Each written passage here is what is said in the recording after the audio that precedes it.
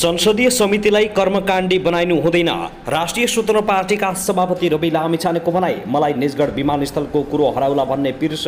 माधव कुमार नेपाल संसदीय समितिको बैठक। विधेयकहरू चाँडै टुङ्गो लगाउन सांसद र मन्त्री सहमत। भुटानी शरणार्थी प्रकरणले सत्तारूढ गठबन्धन तलमाथि हुने सम्भावना छैन। डा प्रकाश शरण महतको भनाई। आरजु राणा र मन्जु खाँडामाथि मिडिया ट्रायल भएको काङ्ग्रेसको दाबी। प्रधानमन्त्रीले बोलाए सत्तारूढ दलको बैठक। आखिर किन 12 शक्तिले नेपालमा राजनीतिक अस्थिरता निम्ताएको एमाले नेता शङ्कर पोखरेलको आरोप। प्रतिनिधि सभाका 10वटै विषयगत समितिको बैठक सकियो। राप्रपाको केन्द्रीय समिति बैठक 5 बजेबाट सुरु। कक्षा 12 को परीक्षामा मर्यादा विपरीत काम गर्ने 3 केन्द्र अध्यक्षलाई कारबाही। सागर ढकालले डडेलधुरामा तिरेनन् 8 महिनादेखिको कोठा भाडा। जलजला गाउँपालिकामा विद्यालय र मठ मन्दिर नजिक मदिरा र सुर्तेजन्य वस्तु बेच्न नपाइने। गौतम बुद्ध अन्तर्राष्ट्रिय विमानस्थल 1 वर्ष बित्यो तर जहाज भने उडेनन्। उच्च रक्तचाप नियन्त्रण राष्ट्रिय अभियान काभ्रेबाट सुरु। महानगरपालिकाका कर्मचारीले घुस मागे। बालेन्द्र शाहलाई यो नम्बरमा फोन गर्नुहोस्। नक्कली भुटानी शरणार्थी प्रकरणको अनुसन्धानमा सरकारले पक्ष लिँदैन। गृहमन्त्री नारायण काजी श्रेष्ठको भनाई। प्रहरीलाई कसैको दबावमा नपरी काम गर्न निर्देशन दिएको छु। नक्कली भुटानी शरणार्थी प्रकरणमा कुनै दबावबाट पछाडि हट्ने छैन।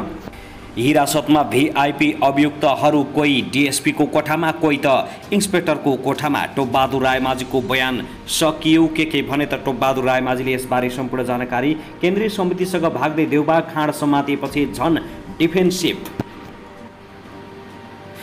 आफै प्रहरी समक्ष आत्मसमर्पण गरेका आङटावा लामा शेर्पाको टाउकोमा गम्भीर चोट। ट्रामा सेन्टर लगेर उपचार गरियो। कसरी भयो त चोट? यसबारेमा पनि सम्पूर्ण जानकारी। 4 जनाको ज्यान जाने गरी जङ्गलमा आगो लगाउनेहरू प्रहरीको नियन्त्रणमा। बालुटारमा सत्तारूढ गठबन्धन। बालकृष्ण खाँडले आफूलाई निर्दोष साबित गर्छु भनेकाले पार्टीले कारबाही नगरेको प्रकाश शरण महतको दाबी।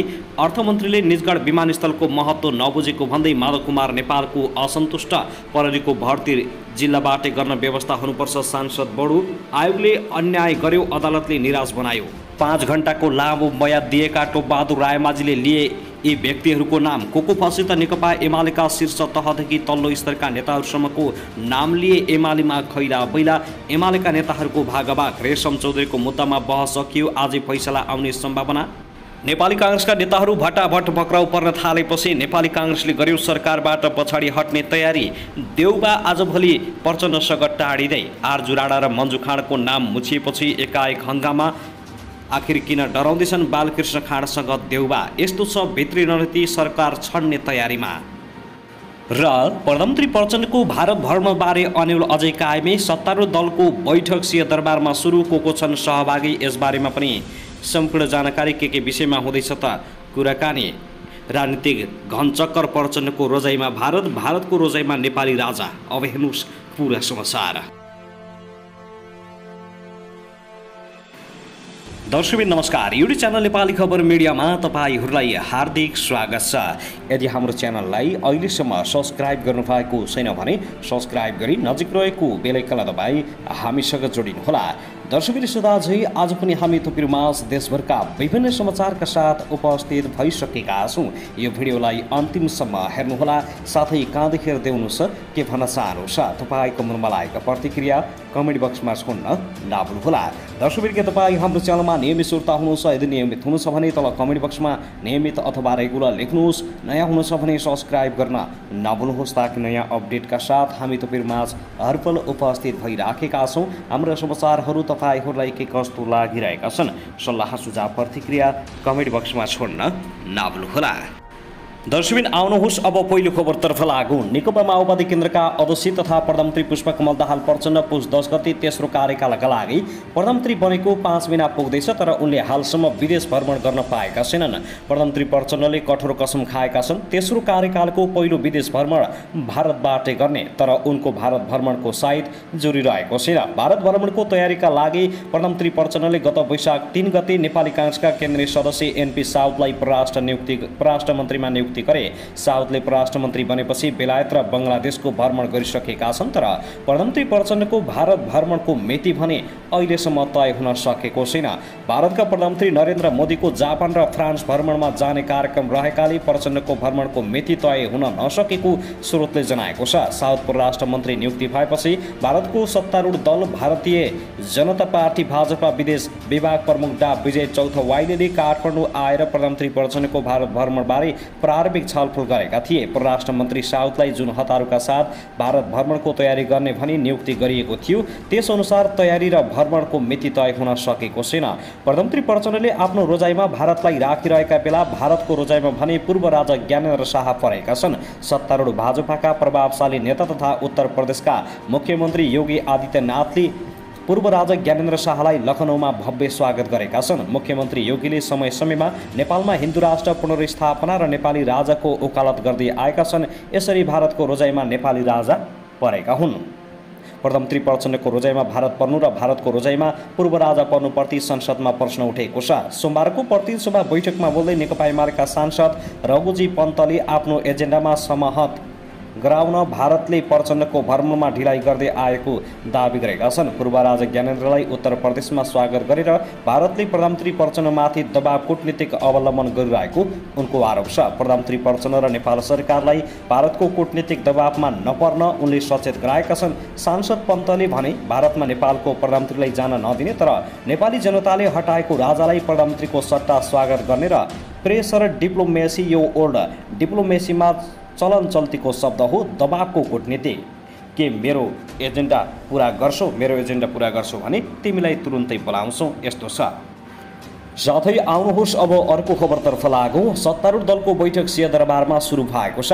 प्रधानमन्त्री पुष्पकमल दाहाल प्रचण्डले सत्ता साझेदार दलसँग सरकारले ल्याउन लागेको नीति तथा कार्यक्रममाथि छलफल गर्न बैठक डाकेका हुन्। बैठकमा आर्थिक वर्ष 2080-81 को नीति तथा कार्यक्रममाथि छलफल हुने प्रधानमन्त्रीका स्वकीय सचिव रमेश मल्लले जानकारी दिए। सरकारले जेठ 5 गते नीति तथा कार्यक्रम ल्याउने तयारी गरेको छ। बैठकमा नेपाली कांग्रेसका सभापति शेरबहादुर देउबा, नेकपा एकीकृत समाजवादीका अध्यक्ष माधव नेपाल, जनता समाजवादी पार्टीका अध्यक्ष उपेन्द्र यादव, जनमत पार्टीका सीके राउत, लोकतान्त्रिक समाजवादी पार्टीका महन्त ठाकुर, नागरिक उन्मुक्ति पार्टीकी रञ्जिता श्रेष्ठ, राष्ट्रिय जनमोर्चाका चित्रबहादुर केसी र नेपाल समाजवादी पार्टीका बाबुराम भट्टराई सहभागी छन्। त्यस्तै बैठकमा रक्षा मन्त्री पूर्णबहादुर खड्का, अर्थमन्त्री प्रकाश शरण महत, कानुन मन्त्री धनराज गुरुङ, मीनबहादुर विश्वकर्मा, हितराज पाण्डे लगायत सहभागी छन्।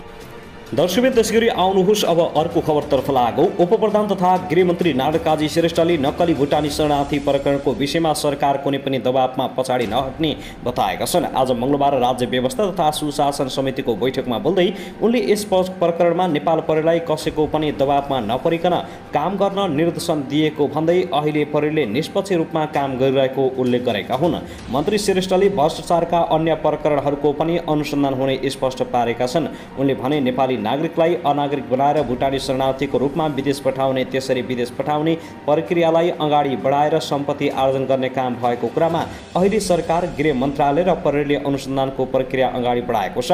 यो मूल स्प्रेडलाई केन्द्रबिन्दुमा राखेर यो प्रक्रिया अगाडि बढाएका छौँ। अहिले देखा परेको यो अवस्था म के भन्न चाहन्छु भने अगाडि ल्याएर त्यसमा मात्रै केन्द्रित हुने पक्षमा सरकार छैन। हामीले समृद्धको यात्राको प्रमुख बाधक जो छ भ्रष्टाचार र कुशासनलाई समाधान गर्न हामीले अरू पनि यस प्रकारका समाधानहरू छन्, त्यसलाई निर्भीकतापूर्वक सम्पन्न गर्ने प्रतिबद्धता व्यक्त गर्छु। उनले थपे भुटानी शरणार्थी बनाएर पठाउने जुन केस हो अहिले अनुसन्धान सकिएको छैन। अनुसन्धानको समय कम भएकाले प्रहरीले 24 घण्टा नै काम गर्नुपर्ने बाध्यता रहेको छ। प्रहरीलाई प्रारम्भिक चरणदेखि नै कुनै राजनीतिक वा अवांछनीय प्रभावबाट मुक्त राखेर अनुसन्धान अगाडि बढाउन नारायण काजी श्रेष्ठले निर्देशन दिएका छन्। कोही निर्दोष फस्ने काम नहोस् भनेर भनेका छौँ। कसैको छविमाथि आघात नपुगोस् र कोही पनि दोषी नछुटोस् भनेर निर्देशन दिएको छ।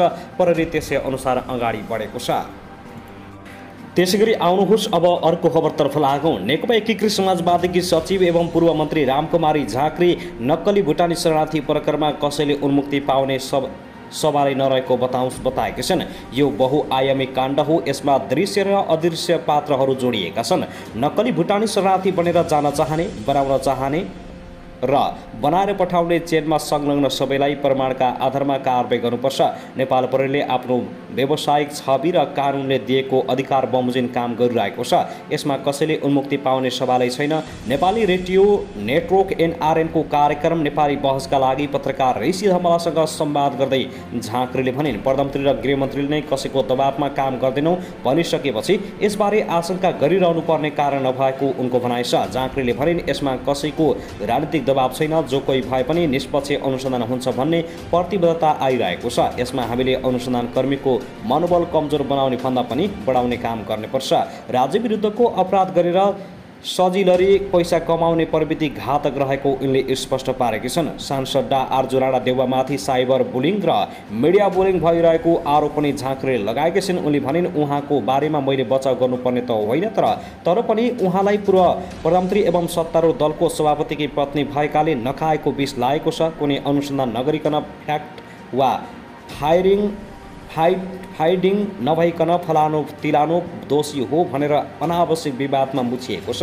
सो साइबर र मिडिया बुलिङ बावजुद संसदमा आएर कन्फिडेन्टका साथ छानबिन गर्नुपर्छ भनिरहनु भएको छ। जुनसुकै घटनामा आरोपित गरेर कसैको चरित्र हत्या गर्नु उचित होइन। यस्तो घटनाले सम्बन्धित व्यक्तिमा कति मानसिक असर गर्छ पछिल्लो 2 वर्षमा म आफै भोग्दैछु।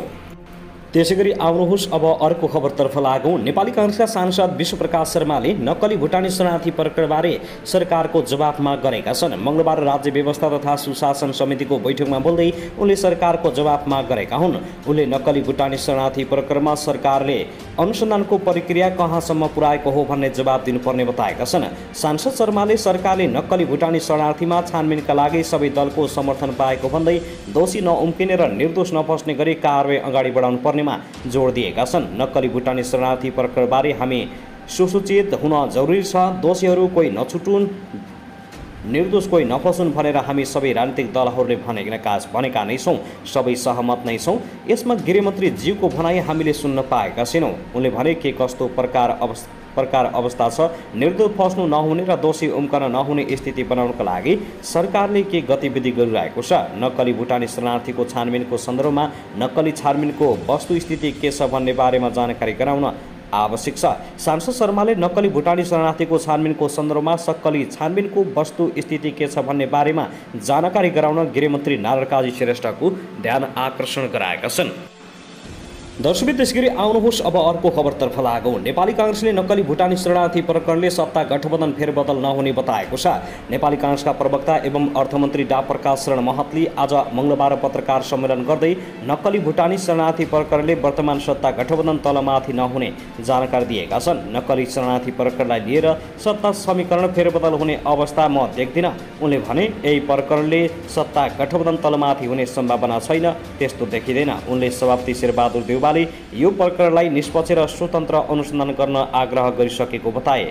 नक्कली भुटानी शरणार्थी प्रकरणमा नेपाली काङ्ग्रेसका नेता एवं पूर्व गृहमन्त्री बालकृष्ण खाँड पक्राउ परिसकेका छन्। सत्ता गठबन्धनमा नेकपा माओवादी केन्द्र, नेपाली काङ्ग्रेस, नेकपा एकीकृत समाजवादी, जनता समाजवादी पार्टी, नेपाल लोकतान्त्रिक समाजवादी पार्टी, जनमत पार्टी, राष्ट्रिय जनमोर्चा, नेपाल समाजवादी पार्टी, आम जनता पार्टी र नागरिक उन्मुक्ति पार्टी रहेका छन्।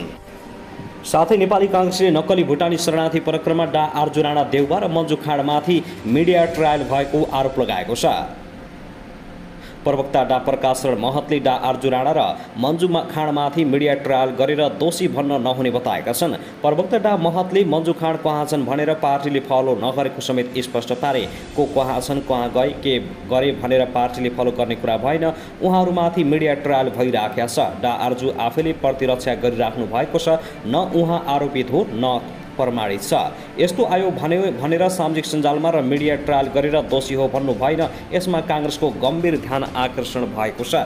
प्रवक्ता डा महतले आर्जु आफैले साइबर ब्युरोमा नक्कली हो भनेर निवेदन दिएको बताउँदै पहिले दोषी भनेर सामाजिक सञ्जाल लगायत मिडियामा प्रस्तुत गर्न नहुने बताएका छन्। यसप्रति गम्भीर ध्यान आकर्षण भएको छ। हामीलाई पुरा विश्वास छ अडियो प्रकरण झुटो र नक्कली हो। नक्कली भुटानी शरणार्थी प्रकरणमा नेपाली काङ्ग्रेसका नेता एवं पूर्व गृहमन्त्री बालकृष्ण खाँड पक्राउ परेपछि हङ्गामा मच्चिएको छ।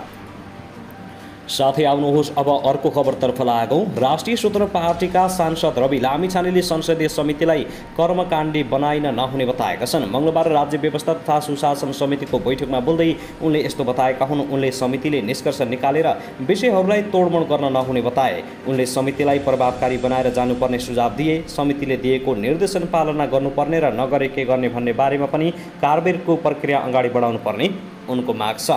बाइबडी खरिदमा घोटाला भएको भनेर समितिले भनिसकेको छ, तर संसदीय समितिले त्यत्रो प्रमाण जुटाएर छलफल गरेर कुनै विषयमा निष्कर्ष निकालेर दिएको निर्देशन फासफुस हुने हो भने समिति कर्मकाण्डी हुन्छन्। समिति कर्मकाण्डी हुन भएन। उनले भने कसैलाई फसाउन गरिएको निर्णय हो भने विरोध गरौँ, नत्र भने लागू गरौँ। प्रभावकारी बनाएर हामी जानुपर्छ। निर्देशनको पालना नभएको हकमा के हुन्छ त्यसलाई मध्यनजर गरौँ। समितिमा बोल्नका लागि कुनै पनि सदस्यलाई समय छुट्याउनुपर्छ। त्यसैगरी आउनुहोस् अब अर्को खबरतर्फ लागौँ। राष्ट्रिय परीक्षा बोर्डले कक्षा 12 को वार्षिक परीक्षामा मर्यादा विपरीत काम गर्ने 3 जना केन्द्राध्यक्षलाई कारबाही गरेको छ।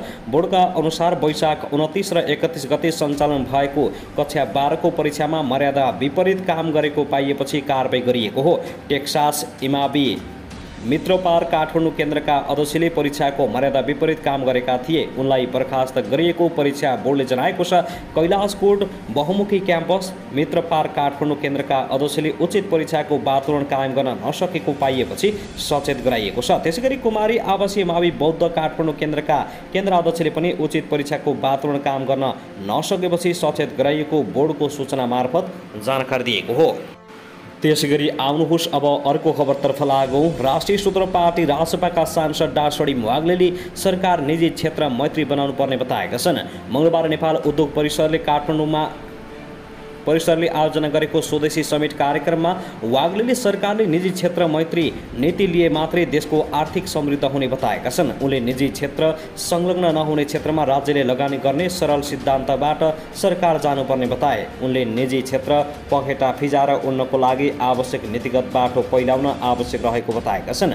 उनले सरकारको निजी क्षेत्र मैत्री वातावरणका सम्भावनाका बारेमा बहस आवश्यक रहेको पनि औलाएका छन्। उनले निजी क्षेत्रले सिर्जना गरेको रोजगारी सरकारले दिएको करबाट राज्यको ढुकुटी समृद्ध भए मात्रै अर्थतन्त्रको कल्याणकारी राज्य धान्ने बताए। उनले अब मुलुकका युवाहरूलाई उद्यमशीलता मार्फत देश निर्माणमा लगाउनु पर्ने बताएका छन्।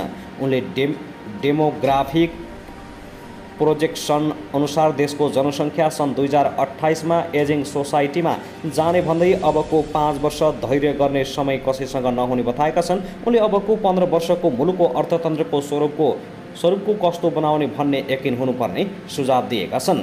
उनले भने सरकार निजी क्षेत्र मन्त्री बनाउनुपर्छ। निजी क्षेत्रलाई सम्भावनाका रूपमा अनुरूप के गर्नुपर्छ त्यसमा बहस गर्नुपर्छ।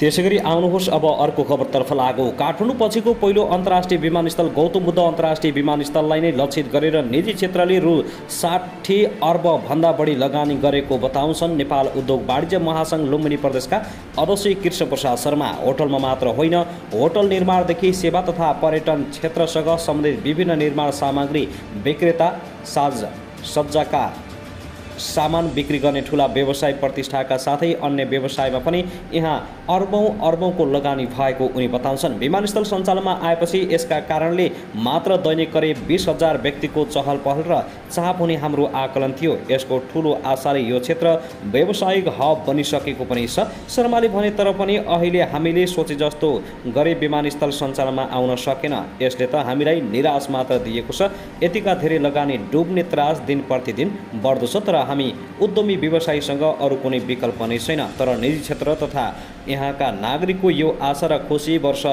दिन पनि टिकेन। आज विमानस्थल सञ्चालनमा आएको 1 वर्ष 1 दिन पुगेको छ। तर देशको अर्थतन्त्रको कम्तीमा पनि 80% योगदान रहेको निजी क्षेत्रकै तर्फबाट यस्ता निराशा व्यक्त गर्नुपर्ने अवस्था आइरहेको छ। विमानस्थल सोचे अनुसार सञ्चालनमा आउन सकेको छैन। यहाँ जहाज उडेका छैनन्। अक्कल झुक्कल विमान उडाएको अल जजिराले पनि अहिले उडान रोकिदिएको छ।